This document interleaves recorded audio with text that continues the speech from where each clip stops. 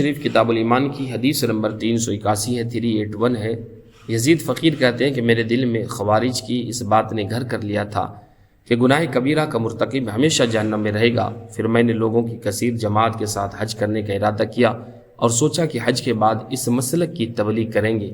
یزید فقیر کہتے ہیں کہ جب ہم مدینہ المنورہ میں پہنچے تو دیکھا کہ حضرت جابر بن عبداللہ رضی اللہ عنہ مسجد نبوی کے ایک ستون کا سہارا لیے بیٹھے ہیں اور حدیث بیان کر رہے ہیں، اور لوگوں کی کثیر جماعت اس حدیث کو سن رہی تھی۔ اچانک حضرت جابر بن عبداللہ رضی اللہ عنہ نے جہنمیوں کا ذکر کیا۔ میں نے ان سے کہا، اے صحابی رسول، یہ آپ کیسی حدیث بیان کر رہے ہیں؟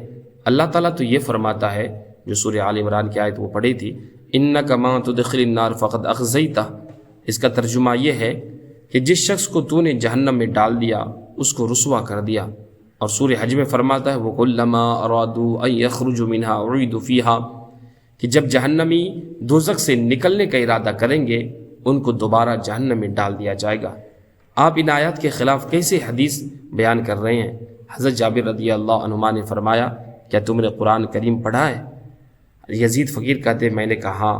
حضرت جابر بن عبداللہ رضی اللہ عنہ نے فرمایا، کیا تم نے قرآن کریم میں رسول اللہ صلی اللہ علیہ وسلم کا وہ مقام پڑھا ہے جس مقام پر آپ کو مبعوث کیا جائے گا؟ میں نے کہا ہاں۔ انہوں نے فرمایا، محمد صلی اللہ تعالیٰ علیہ وسلم کا مقام وہ مقام محمود ہے جس پر فائز ہونے کے سبب سے اللہ تعالیٰ ان کی شفاعت کی وجہ سے جہنمیوں کو جہنم سے نکال لے گا۔ یزید فقیر نے کہا، پھر انہوں نے پل صراط اور لوگوں کے اس پر گزرنے کی کیفیت کو بیان کیا۔ یزید فقیر کہتے ہیں کہ میرا خیال ہے کہ میں اس تذکرہ کو اچھی طرح یاد نہیں رکھ سکا، تاہم انہوں نے یہ فرمایا کہ جہنم میں داخل ہونے کے بعد کچھ لوگ جہنم سے نکل آئیں گے۔ ابو نعیم نے کہا کہ وہ لوگ جہنم سے اس حالت میں نکلیں گے جیسے آبنوس کی جلی ہوئی لکڑیاں ہوتی ہیں۔ پھر وہ لوگ جنت کی نہروں میں سے کسی نہر میں داخل ہوں گے اور اس میں غسل کریں گے اور پھر اس نہر سے کاغذ کی طرح سفید ہو کر نکلیں گے۔ یہ حدیث سن کر یزید فقیر کہتے کہ ہم وہاں سے گئے اور ہم نے آپس میں کہا، افسوس ہے تم لوگوں پر، یعنی خارجی لوگوں پر، کیا تمہارا گمان یہ ہے کہ رسول اللہ صلی اللہ علیہ وسلم کی طرف جھوٹی بات منسوب کر سکتے ہو؟ چنانچہ بقول ابو نعیم کے سوا ایک شخص کے یہ حدیث سن کر سب لوگ خارجیوں کے عقائد سے تائب ہو گئے۔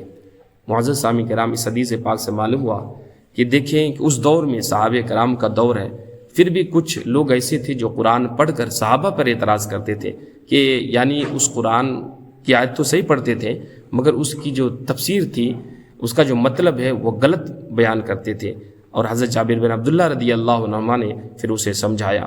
تو جیسے آج کل بھی کچھ لوگ ہیں جو غلط بیان کرتے ہیں، اللہ تعالی ہمیں خارجیوں سے بچنے کی توفیق عطا فرمائے۔